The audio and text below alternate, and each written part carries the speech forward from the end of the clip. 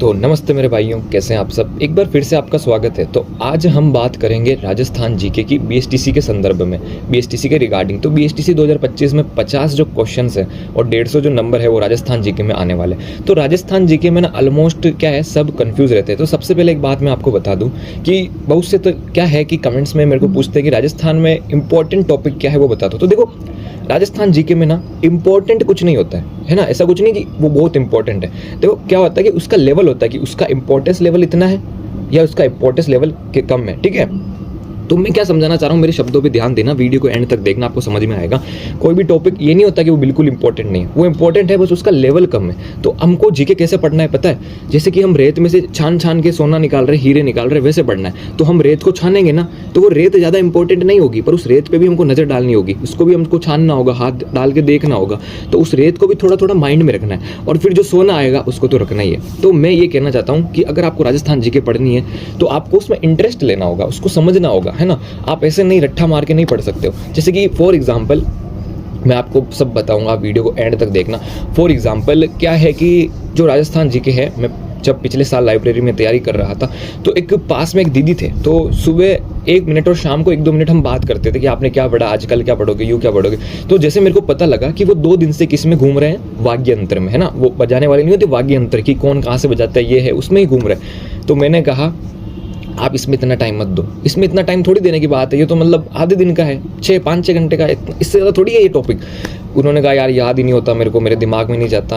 अरे सब जाता है, आप अच्छे से पढ़ो, समझ के पढ़ो। फिर मैंने उनको एक कहावत है, ये आपको शायद ही कहीं मिले, मेरी खुद की बनाई हुई है, कि फूक दे तो बाजे अलकोजा भपंग नड़, और तार लगावे तो बाजे सितारा, एक तारा जंतर रावण हत्ता, और हाथ से बाजे नगाड़ा बम्ब। ऐसे कुछ था कहावत, मैं भूल गया हूँ, पर बड़ी कहावत थी। ये कहावत मैंने उनको बताई, उनको आधे घंटे में सब याद हो गए। फिर मैंने उनको कहा आपकी आप अलगोचा, जंतर, रावण हत्था, इन सब का एक बार फोटो है ना, आप लाइब्रेरी में वाईफाई कनेक्ट ही है, उनसे देखो आप, है ना, उनसे देखा। फिर जो ये है ना, आपको सारे वाद्य यंत्र पढ़ने की जरूरत नहीं है, आपको सारे वाद्य यंत्र मत पढ़ो, बीएसटीसी का लेवल देखो आप, है ना, समझ रहे हो ना। तो आप इनके सारे फोटोज देखे, ऐसे कहावत से याद किया, कोई मेन वाद्य यंत्र है वो पढ़ लो, और इनकी विशेषताएं, इनमें क्या इंपॉर्टेंट लेवल है वो पढ़ लो, है ना। जैसे कि जंतर क्या है, देवनारायण की फड़ में, देवनारायण जी की फड़ में इस्तेमाल होता है। रावण हत्था वो रामदेव जी की उसमें यूज़ होता है, ठीक है। शहनाई शुरनाई है, उसके बिस्मिल्लाह खां को भारत रत्न मिला हुआ है। जांज जो है बजाने का है, वो शेखावटी नृत्य है एक, उसमें यूज़ होता है, कच्ची ओड़ी में उसमें।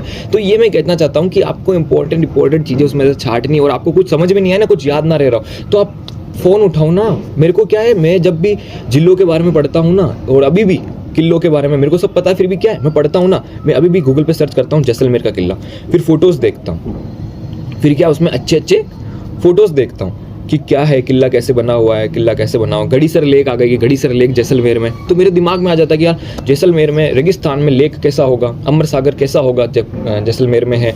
तो फिर मैं नेट पे सर्च करता हूँ, फोटोज़ देखता हूँ। तो आप फोटोज़ देखो, इंटरेस्ट लो जीके में, मैं ये कहना चाहता हूँ आपको। और इंपॉर्टेंट टॉपिक क्या है, कैसे है, उसकी भी हम बात करते हैं। पर सबसे पहले आप क्या करोगे, जो पुराने 10 साल के जो पेपर्स है वो देख लेना। वो पुराने 10 साल के पेपर्स आप जीके के देखोगे, फिर आप जीके पढ़ोगे, तो क्या होगा कि आपके माइंड में कॉन्सेप्ट डेवलप होगा। फिर आप जब भी कोई पैराग्राफ जीके में कॉन्सेप्ट पढ़ोगे ना, तो आपको एक अंदर से ही लगेगा कि हाँ भाई ये इंपॉर्टेंट बन चुका है, ये इंपॉर्टेंट हो चुका है। और समय बहुत कम है, मैं ये नहीं चाहता हूँ कि आप नोट्स बनाने में रह जाए कि लिखते रहे, नहीं, बुक में ही हाईलाइट कर दीजिए, बुक में ही थोड़ा सा साइड में लिख के नोट्स बना लीजिए, और उसका फोटो खींच लीजिए। कोई इंपॉर्टेंट है तो उसका फोटो खींच लीजिए, लिखने में मत रहिए। स्मार्ट स्टडी करनी है ना, तो अभी हमारे पास समय नहीं बचा है। तो मैं क्या कहा मैंने, आप पुराने पेपर्स देखोगे, फिर आप स्मार्ट स्टडी ऐसे करोगे, कोई टॉपिक इंपॉर्टेंट कम है, कोई इंपॉर्टेंट ज़्यादा है, तो उसके हिसाब से आप उसको पढ़ोगे, है ना। जैसे कि जैसलमेर के किले के बारे में आप पढ़ रहे हो, तो जैसलमेर के किले में इंपॉर्टेंट चीज़ क्या है कि उसको किसने बनाया, रावल जैसल ने, ठीक है। उसको क्या क्या नाम से पुकारा जाता है, सोनारगढ़, रेगिस्तान का जहाज, ठीक है। उसकी और 2 विशेषताएं आप पता लगा सकते हो, पढ़ सकते हो कि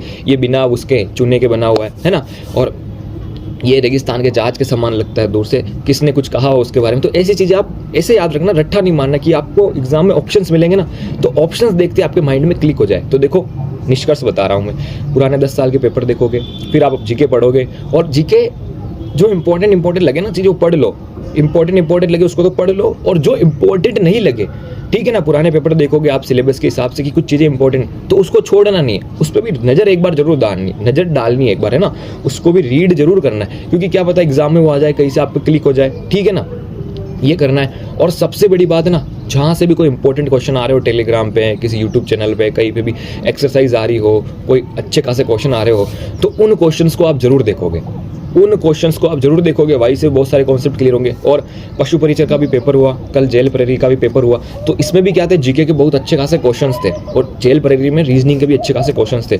तो पेपर डाउनलोड करो, इनके क्वेश्चंस भी देखो, ठीक है ना, इनके क्वेश्चन के सॉल्यूशन भी देखो, ऐसे देखो, जहाँ से मिल सके वहाँ से सबसे देखो, समझ गए। और अब मैं एक बात करता हूँ, इंपॉर्टेंट टॉपिक क्या है वो देखो। जैसे कि यहाँ पे क्या है, राजस्थान की स्थिति, विस्तार, आकृति और भौतिक स्वरूप, ये एक पार्ट है। तो इसमें से आप पढ़ोगे, जो जो इंपॉर्टेंट आपको लगे वो चीज़ें पढ़ लेना। इसको पढ़ना ही आपको दिखती बात है, और ऐसे पढ़ना है कि क्या है कि हमारे दिमाग में भी बैठ जाए और रट्ठा भी नहीं मरे, हमारा समय भी ज़्यादा नहीं हो। स्मार्ट स्टडी करनी, क्या है, रेत में से छीनना है और सोने सोने को निकालना है, ठीक है। तो क्या करोगे आप, कुछ चीज़ें, राजस्थान की स्थिति आपको समझ में नहीं आए कि थार कहाँ है, अरावली पर्वतमाला कहाँ से कहाँ फैली हो, तो आप नेट पे, गूगल पे सर्च करना राजस्थान की भौतिक स्वरूप, तो बहुत सारे फोटोज आएंगे, वहाँ से कॉन्सेप्ट क्लियर होगा, ठीक है ना। ज़्यादा समय नहीं देना। राजस्थान का अपोहा तंत्र, नदियाँ हैं, झीलें, इसकी आप वीडियो देख लेना यूट्यूब पे, ज़्यादा से ज़्यादा आधे घंटे की वीडियो में आपके कॉन्सेप्ट क्लियर हो जाएंगे। फिर राजस्थान की जलवायु है मृदा, तो ये क्या है, जलवायु है मृदा, ये इतना हार्ड कॉन्सेप्ट नहीं, इतना डीप जाने की जरूरत नहीं है इसमें। तो बस जलवायु जान लेना, AWO अलग अलग वर्गीकरण है वो याद कर लेना, बस। क्या है, राज्य, व्यवस्थिका, कार्यपालिका और न्यायपालिका। अब इसमें पूरे वो दे होंगे कि अनुच्छेद में ये है, ये अनुच्छेद में ये है, राजस्थान के जो ये मिनिस्ट्रियों का सिस्टम है ना, मंत्रियों का, इसमें ये अनुच्छेद ये है, वो अनुच्छेद ये। तो कितना पढ़ोगे, कितने अनुच्छेद पढ़ोगे, तो बस उनको एक बार रीड कर लेना, जो जो इंपॉर्टेंट चीज़ें हो कि राजस्थान में विधानसभा में कितने जने हैं, राज्यसभा में कितने जने जाते हैं, मंत्रिपरिषद में कितने होते हैं, 30 होते हैं, तो ये चीज़ें देख लेना, ठीक है। फिर राजस्थान की कृषि, इसमें भी इतना क्या पढ़ोगे, कितनी पढ़ोगे, इसमें भी एक बार रीड मार लेना, इसमें भी, ठीक है। पर क्वेश्चन सबके देख लेना, इंपॉर्टेंट क्वेश्चंस, ठीक है ना, वही आपका रामबाण बनेंगे, देख लेना, ठीक है। फिर राजस्थान में पशुधन, पशुधन के बारे में भी इतना क्या पढ़ोगे आप, तो ऊपर ऊपर से रीड मार लेना, ठीक है। पर ऐसे रीड मारना है कि आपको ऑप्शंस दिखे एग्जाम में और आप में आंसर क्लिक हो जाए, ठीक है ना। फिर राजस्थान में क्या है, उद्योग है। राजस्थान में खान एवं खनिज संपदा है। राजस्थान की खान एवं खनिज संपदा में बहुत सारी चीज़ें दे रखी है ना, सुनना कि रॉक फॉस्फेट, जिप्सम, आयरन, ठीक है, लोहा, इस्पात, ये सब कहाँ मिलते हैं, कौन सी खाने, तो कितनी पढ़ोगे। पर इंपॉर्टेंट पढ़ लेना, जैसे कि टंगस्टन की खाने डेगाना नागौर में, ये बहुत क्वेश्चन बनता है, ये इंपॉर्टेंट है। जिंक और जिप्सम की खाने बहुत इंपॉर्टेंट है, जिसमें राजस्थान ने महारत करी हुई है ना, रॉक फॉस्फेट, सीमेंट, ये कारखाने बहुत इंपॉर्टेंट है, ठीक है। कौन सा उद्योग कहाँ पहले लगा, बूंदी में, लाखेरी बूंदी में सीमेंट का पहले लगा, तो ये इंपॉर्टेंट है। शुगर का उद्योग सबसे पहले कहाँ लगा, गंगानगर वहाँ पे, तो ये इंपॉर्टेंट है। ऊन का उद्योग सबसे पहले कहाँ लगा, ब्यावर में, तो ये इंपॉर्टेंट है। तो ऐसी चीज़ें इंपॉर्टेंट है, आप समझ रहे हो ना। आप ये पुराने क्वेश्चंस देखोगे और सारे क्वेश्चंस देखो, आपके माइंड में पैटर्न बनेगा।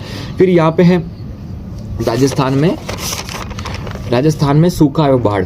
राजस्थान में सूखा है वो बारिश में क्या पढ़ने की जरूरत है, इसमें बस रीड कर लेना एक बार, जो जो इंपॉर्टेंट लगे उसको ऐसे पढ़ना कि आपको देख के क्लिक हो जाए, ठीक है।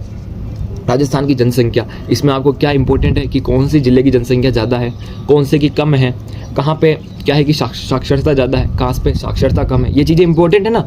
आपको नंबर याद नहीं रखने कि आप जनसंख्या में नंबर याद रखो, कि राजस्थान में कितनी जनसंख्या है, एग्जैक्ट जनसंख्या, जयपुर में एग्जैक्ट जनसंख्या है ना। आपको मैं क्या कह रहा हूँ, स्मार्ट स्टडी करनी है, रेत को छानना है और सोने सोने को निकालना है, और रेत पे भी नज़र डालनी है, ठीक है। ऐसी नज़र डालनी कि क्वेश्चन आते क्लिक हो जाए, मैं ये कहना चाह रहा हूँ। तो उम्मीद है कि आपको समझ में आया होगा। समझ में नहीं आया तो बताना, मैंने भी शायद, मेरे को अंदर से लग रहा है कि मैंने अपना 100% एक्सप्लेन नहीं किया है इसमें, पर फिर भी कोशिश करी है मैंने एक्सप्लेन करने की।